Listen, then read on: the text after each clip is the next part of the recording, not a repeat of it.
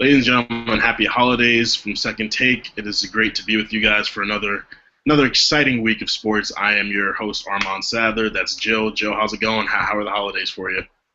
Holidays are good. I'm back in Texas now. Still just, I mean, not just as cold as Colorado, but it's pretty cold. You'd be surprised. It might be colder here than it is in New Jersey. It was like in the 30s today. That's interesting because it's been very nice in Jersey. I've been playing basketball outside the last 2 days. It was 57 two days ago.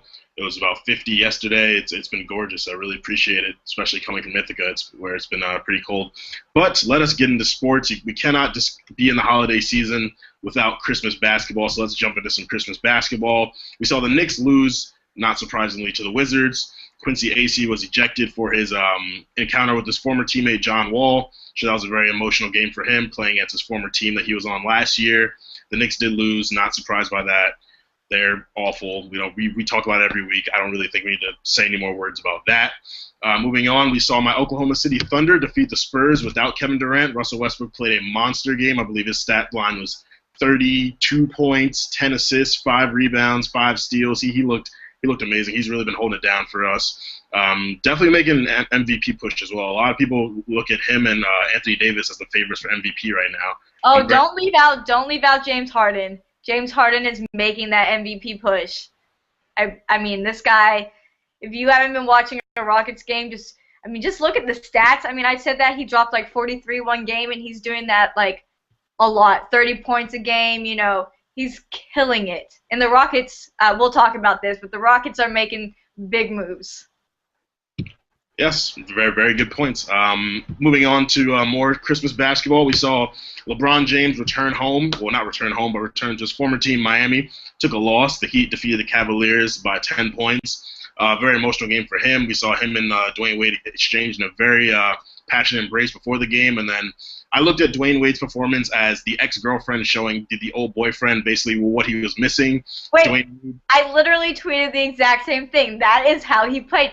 Dwayne Wade was on fire, and it was kind of like, oh, my ex is over there. Let me go ball real quick, because that's what he did. I mean, we saw like a Dwayne Wade that I haven't seen since what, like '06. I mean, he was on fire, just like Dwayne Wade was just killing it. I mean, dunking, this, that, assists. I mean, yeah, you're right. Jealous ex right there. Yeah, and I mean, going into the game, I thought the Cavs had it. We know Chris Bosh didn't play. He was suited up in a nice suit before the game. He spoke. So like, wow, they don't have Bosh. Wade's really gonna have to play a lot. I think the Cavs are gonna take it. But Miami looked very good, and they've been looking good throughout the entire season. So I mean, it looks very good on them that they haven't completely tanked without LeBron. I believe the I gotta say this. So I haven't watched the Heat. I don't think anyone has watched the Heat since LeBron left. Honestly, last time I watched them, Mario Chalmers was horrible, and he looked pretty good. I mean, on Christmas Day, and I was like, not sure what changed, but it's working. And you guys know, I was not on this whole Cavs, bandwagon. I didn't think they were going to be successful this year, and I'm kind of right. So I was not surprised that they lost in Miami, and you can just see, the guys who were kind of like quiet because LeBron was there, doing everything, are really just like jumping out and showing what they got, and it's working because the Heat are doing well, and they're going to do better than the Cavs this season. I mean, right now the Cavs have a better record than the Heat. Despite the fact they don't have everything together, they're still doing pretty well for themselves. But I mean, you can definitely look for both the Heat and the Cavs in the playoffs. As far as the Heat going far, I don't know about that. I'm not too sold on the Cavs either. But we shall see. Moving on to the rest of Christmas basketball, we saw Jill's Lakers unfortunately take a loss to the Chicago Bulls. Sorry about that. And we saw the Clippers defeat the Warriors. But Jill, good news. Kobe, sorry. Wow. Kobe will be returning tonight against the Suns after missing 3 games. Perhaps the Lakers will be able to turn their season around with Kobe returning. Hey, we can't. Yes, we may have lost on Christmas Day, but last week we actually beat the Warriors, which is a big win for us. And we did that without Kobe playing. So, Lakers, it's hard, man. It's hard because we'll be great one day and the next day we lose to the Bulls. But when we played the Bulls, we did play against Pau Gasol because he left us for the Bulls. And Kobe and Powell had a nice little hug too. It's all about reunions over Christmas. I mean, beautiful, just beautiful holiday spirit right there. Yep, gotta love Christmas basketball. Now, I believe this holiday season is bringing a gift to your Houston Rockets. You want to go into that a little bit? Yeah, I mean, Rockets. This you might be like, wow, this is a weird time in the season for a trade, and yeah, it kind of is. Picked up Josh Smith, and he played literally. I mean, his jersey was ready, everything was good. Played the next day, and he had like what 20 points or something in his debut. I mean, Dwight, we might finally get a ring, baby. We might finally get a ring. I've been waiting for this for Dwight. Started on the Magic, Lakers didn't work out right, but this could be it right here. We might get a little ring on that finger. I mean, this is the best chance the Rockets have had in a while. Of course, you guys have to look at the Mavs picking up Rajon Rondo. Like, Texas teams are kind of looking strong this year. Mavs and Rockets, and Spurs are always there, but I'm talking about the Spurs this year. Spurs are not going to be winning another one this year. Someone else is going. It's not going to be the Heat or the Spurs this year. We're mixing it up. Yeah, we'll see. As far as the Josh Smith going to the Rockets, I think that was a very good pickup for them. Not sure if he started when he played his first game for Houston, but regardless, that's a great pickup for them off the bench. I think he'd be a very solid six-man. He's been very solid in his career in the NBA. Good scorer, good defender, very athletic. We saw him do great things on the Hawks. Play for the Pistons. The Pistons have been struggling the last several seasons, so couldn't expect great things there. But he was definitely one of their centerpieces. So I think that him going to the Rockets, not having the entire scoring load on him. I mean, obviously they have Harden, Howard, Trevor Ariza. So they have people the team is built around already. I think that he'll be a very good supporting piece for them. Another big man for them as well. So great pickup overall for the Rockets. Now to look at some NFL. Some unfortunate news. We saw Aaron Rodgers leave in the second quarter of the game against the Lions. On the play, he threw his touchdown pass. He injured his left calf. He was carted to the locker room. Hopefully he will be okay. And we have to look at the Pro Bowl selections, which kind of bother me a little bit. I am by no means a Giants fan. However, Odell Beckham had an absolutely amazing season, 91 catches. 1,305 yards, 12 touchdowns. He did miss 4 games, but he had a statistically better season than Calvin Johnson Jr. Yet Calvin Johnson was sent to the Pro Bowl, and Odell Beckham will be sitting out. Man, I love Odell. Okay, I love Odell, and this is just wrong. I mean, the Giants played today against my Eagles, and we won. But Odell had 12 catches in the game today. I mean, this guy has had. I think, he missed those 4 games, but ESPN is always making some weird stat. He has the highest, yards and receptions for someone who missed 4 games or whatever for a receiver. So, I mean, an amazing rookie season. And none of us take the Pro Bowl seriously. I understand that. But still, I mean, you got to give credit where credit is due, and it's due. I mean, Odell Beckham had the catch of the year, maybe the catch of, to go down in history, I mean, whatever. But now that they do the Pro Bowl before the Super Bowl, I mean, if any receivers are going to the Super Bowl, maybe Odell will make the cut. I don't know, but it was a bad call by the selection committee. Odell deserved it. Absolutely, completely agree with you. But let's look at the selections. For quarterbacks, we got, of course, Tom Brady, of course, Peyton Manning. Andrew Luck got in there again. We got from the NFC, we got Aaron Rodgers, and we got Tony Romo.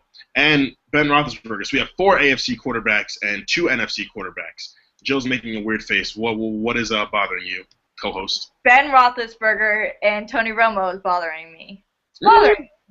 I think Tony Romo absolutely deserved it. I mean, I know you have your reservations about the Cowboys, but the Cowboys posted a 12-4 record for this season, currently holding the top spot in the NFC. As of now, there's still some games going on that might change that, but Tony Romo had an amazing season. That really can't be taken away from him. The fact that the Cowboys won more road games than they did at home, I mean, the Cowboys really turned it around. But it's Tony Romo at the end of the day. It's Tony Romo, the king of messing things up. I mean, do we all not remember the fumbled, field goal? I mean, I have that picture hanging on my wall of him crying on the bench because it's that funny. So, yeah, you can say, oh, he deserves it. I don't think. I mean, you you got other teams at the top of the NFC. Okay, you got the Lions. I mean, the NFC South was like the worst division, but throw Drew Brees in there. Why not? You know, better deserving than Ben Roethlisberger and Tony Romo. And did Russell Wilson make it? No, he did not. Come on. No. Are we looking at the same league or not? So like that's what I'm wondering. Is that you're gonna skip over Russell Wilson? Well, I mean, no. I think they are looking at the same league as you, but you have to remember the Pro Bowl is based off of how the person did that season. Tony Romo had a great season this season. Ben Roethlisberger had a great season this season. The Steelers really turned it around. The past couple seasons, they weren't looking that great. Russell Wilson and the Seahawks had a great season as well, but Russell Wilson as a quarterback did not have a better season than Tony Romo or Aaron Rodgers or any of the other picks. So I think Tony Romo is very deserving. I think Ben Roethlisberger is totally deserving. But isn't the Pro Bowl, it's like the All-Star game, you know? You want to see the best. Yes. And when I'm thinking of the best quarterbacks in the league, I'm not thinking of Ben Roethlisberger. Ben Roethlisberger isn't even kind of on my radar. He has not been on my radar in years. I don't care if the Steelers were good this year, still not on the radar. Just doesn't make it. He's like over here, radar's over here. So, no, you want to see the best of the best, even though they don't take it seriously and it's really not what we want to see.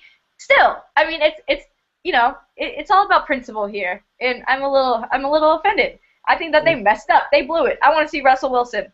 Okay, well, my dear co-host, what you need to understand is that the Pro Bowl, just like the All-Star game, it happens every season, and that's because the best of the best changes every season. Some people have bad seasons, some people have good seasons. As we saw, Adrian Peterson went to a lot of Pro Bowls. He didn't play this season. He wasn't picked. He wasn't the best of the best out of this season. That would have been kind of funny if they picked him anyways. I would have voted for Adrian Peterson. Take him out, retire, or whatever he's in right now, limbo. Take him out, throw him in the Pro Bowl. But again, we do not take the Pro Bowl seriously, nor does anybody actually play like they care. But still. Of course. Now, just to run down some more names of people who were picked to the Pro Bowl, we got Antonio Brown, Des Bryant, A.J. Green, T.Y. Hilton, Calvin Johnson, Julio Jones, Jordy Nelson, Demaryius Thomas.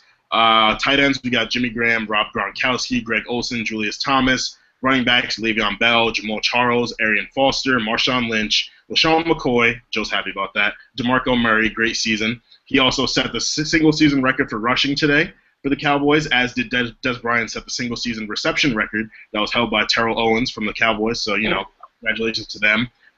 In terms of people who are relevant on defense, we got defensive ends, Calais Campbell, Robert Quinn, Cameron Wake, DeMarcus Ware, J.J. Watt, Mario Williams, Marcel Darius, Aaron Donald, Gerald McCoy, Dontari Poe, Ndamukong Suh, Kyle Williams, Connor Barwin, Elvis Dumerville, Tamba Hali, Justin Houston, Clay Matthews, Von Miller, Luke Kuechly, C.J. Mosley, Lawrence Timmons, Bobby Wagner, and cornerbacks Vontae Davis, Colts, Brent Grimes, Joe Hayden, Chris Harris, Patrick Peterson, who got embarrassed last week. Marshawn Lynch did his hold my, not going to say the word, touchdown again on the 79-yard touchdown run. It was absolutely crazy. He was fined $11,050 for that. Hey, man, take it. It was great. It made a great vine. It made great pictures. Take the fine. Whatever. Take it. And, of course, our boy Richard Sherman made it to the Pro Bowl again. Aqib Talib. And safeties, we got Tashawn Gibson, Glover Quinn, Earl Thomas, Eric Weddle, Cam Chancellor, and T.J. Ward. So it is shaping up to be a very good Pro Bowl. I mean, like Jill said, no one really cares. It doesn't mean anything. I wish we took it seriously, because on paper this should be like the coolest game of the year. Because you watch the All-Star game, in the NBA, and I mean, it's not competitive because the score is always like 500 to 300 or whatever. But okay, obviously not 500, but you get what I'm saying. It's ridiculously high because they're just going. No one's playing defense. You just see sweet dunks, alley-oops, whatever. But we get nothing in the Pro Bowl. They just kind of like stand there. They don't run the ball. There's no cool plays. Like this has like potential to be so cool and so awesome, and it's just like always just like not. So I really would love the Pro Bowl to like kind of get up there. But you did mention Jamal Charles made the Pro Bowl, my Longhorn right there. The Chiefs actually did not make the playoffs this year, even despite a pretty good season. So. Well, that's sad news for you Kansas City fans, but Earl Thomas also made the Pro Bowl, another Longhorn, but we'll see how the Seahawks do in this year's playoffs. Yes, and moving on to some notable players who did some great things, we got J.J. Watt recorded his second 20-sack season first player in NFL history to have two 20-sack seasons. He had 20.5 sacks in 2012, 20.5 this year. I would definitely say look out for him in the Pro Bowl, playing more than DN. They might throw him at tight end. He's been an offensive weapon this season, so I would not be surprised if they use him for that again. We saw the Ravens defeat the Cleveland Browns, and they snuck their way into the playoffs. My boy Johnny Manziel was not playing. Wait. Johnny Manziel has pissed off more people. He wasn't present at walkthrough or something, didn't play today because he was late to treatment or something like that, and the Browns have released that they're getting fed up with Johnny Manziel, and I don't want to toot my own horn, but I called it, so. But I'm going to let you finish. Oh, please do. I mean, I was the person way before the beginning of the season who said that Johnny Manziel would be starting, he could have a great season, he would take the Browns to the playoffs. I will admit that I was wrong. I still support him, but a lot of his decisions that he made this season I do not support. I think that he really needs to get his stuff together. It looked like he was making some strides to, change the person that he was, but he took some backward steps. I think the one touchdown got to his head. So Johnny has a lot more maturing to do if he wants to be the starting quarterback for the Browns. And the receiver, Josh Gordon, right? Yeah. Got more trouble? Yeah, yes. Johnny Manziel hosted a party. Apparently Josh Gordon was there. He did not engage in some proper conduct. And as a result, he is being fined, I believe. There's something going on with Josh Gordon. He's suspended. I mean, it's only one game because the season's over, but he was suspended the rest of the season. So I'm expecting the Browns to make some off-season moves. And like I said, okay, you might have a great player in this guy right here, Josh Gordon, or whoever it is, but no one wants to deal with this. I mean, what use is having a good player if you're suspending him, fining him, doing this and that to him every single weekend because he can't handle himself and conduct himself like a normal adult? So some decisions to be made this offseason. I think a lot of teams will have to think about stuff like that, but it's life. Absolutely. And then we had the Saints defeat the Buccaneers today. They currently have a playoff spot, but I believe we're waiting on the results from the Falcons-Panthers game to see who will be going to the playoffs out of that division because there will definitely only be one team. And the Bucs have the number 1 pick in the NFL draft, so you're on the clock. Yeah, Bucks. They should be looking to make a big move. I would be looking for a quarterback. There's some very good quarterbacks out there. The Jets actually won today. One of my friends I was talking to, he was mad because he was hoping that they would lose, get a higher draft pick, so they could pick up Marcus Mariota, because all Jets fans believe that the quarterback they draft is the person who's going to turn their whole franchise around. They thought so with Geno. They thought so with Mark Sanchez. They thought so with Tebow. And players go to the Jets and their careers tank.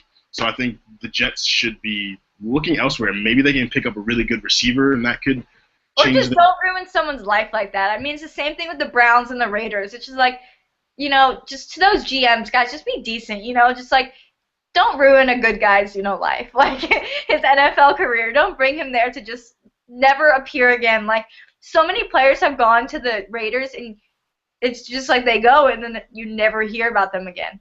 Ever. Same with the Browns. I mean, same with the Jets, okay? The Jets have Chris Johnson now. Remember, he used to be, like, the person everybody talked about for a while, back in, like, 2008, because he was killing it on the Titans. Where did they go? What happens to them? I don't know, but just don't ruin someone's life like that. I mean, like, don't pick up Marcus Mariota because this guy clearly wants to play football, so don't ruin it by making him disappear into the world. I don't think the GMs draft these players with the intention to ruin their lives. I think they're actually trying to give them a good opportunity to turn a team around and make some. But stats say otherwise. You're absolutely right. There are a lot of cases where these college superstars go to these NFL teams. The teams don't improve. These guys are blamed for it, and then their careers just go to shambles. So hopefully Marcus Mariota maybe goes to the Buccaneers, turns things around. I don't know. But we can move on from that. Jim Harbaugh, head coach of the San Francisco 49ers, who will not be in the playoffs this year. It's looking like he will be going to the University of Michigan to coach their football team. I expect University of Michigan to have a pretty solid turnaround. I'm not saying they're going to be the best team in the country next season, but with Jim Harbaugh there, I think that a lot of recruits will want to go play for him. I mean, he's a very successful NFL coach. So took the 49ers very far the past couple seasons. So I would definitely want to play for him if I was a high school guy going to a college. So hopefully it all works out from there. I believe it is bowl season. It is bowl season. for college football. I'm sure Jill has something she would like to discuss. So go ahead, Yeah. co-host. All right, we all know there's no good bowl games, before the new year, and I understand, but Texas isn't one of them. We've seen a lot of random bowl games thus far. Arizona State played in the Sun Bowl, which is out in El Paso. Great place right there. Those type of games. The games, like the Meineke Car Care Bowl, the weird games that nobody really cares about. Well, Texas isn't one of them. We're in the Advocare Texas Bowl in Houston tomorrow night. We're playing against, it's Big 12 versus SEC, so we're playing against Arkansas. Haven't played Arkansas since '07, I believe. Should be an interesting game. I've already discussed all the issues I have with Texas, and it all comes down to our quarterback. I expect our defense to play well. I really haven't paid much attention to Arkansas this year, but it's not that hard to mess up our offense, especially with a horrible quarterback. So if they even have any semi-decent cornerbacks or safeties, I would expect some interceptions. It's kind of what happens when you play against Texas. I would love to come out with this win. Right now, I can't say that with too much certainty. We actually lost last year in the bowl game. We played Oregon and Marcus Mariota. So that's a little more of a dignified loss because Marcus Mariota went on to be amazing, which I saw firsthand, which is kind of cool. But it's here. We talked about NFL teams having to do some work in the offseason. Let's look about the college teams. Texas is. I'm praying we recruit a quarterback. We've gotten some top recruits. We got a linebacker and a wide receiver, I think, that are just high recruits. But I'm waiting for that quarterback. I'll take one from a JUCO. I'll take one from anywhere. Just I need depth in the quarterback position. I think most teams do. So we'll see how this one plays out. Maybe I'll have something happy to talk about next week about this bowl game, or maybe I'll just have a very aggressive rant about how disappointed I am in Texas. But we still got Texas basketball, but Texas basketball even let me down. We lost to Stanford this past week, unranked Stanford. We lost at home. It went to overtime, but they still got us. And it's frustrating. But good news for us Texas fans. Isaiah Taylor, our point guard who broke his wrist, now out of the cast. So it's kind of like slowly gonna get there. Maybe he'll be back, by February. I don't know, but Kentucky still is yet to lose. Beat Louisville. That's barely beat them by like 7 points, but still is their ranked opponent, whatever. But yeah, Kentucky is just really, really looking like it's going to be the same deal as last year, except this time they're going to win it. But yeah, I definitely have to echo those sentiments. Kentucky looks great. There's an article on ESPN about whether or not they'll go undefeated. I think this whole undefeated conversation every season needs to stop. Like I don't think. Yes, I mean, it's great for a team to go undefeated. My boys, Wichita State, went undefeated last season.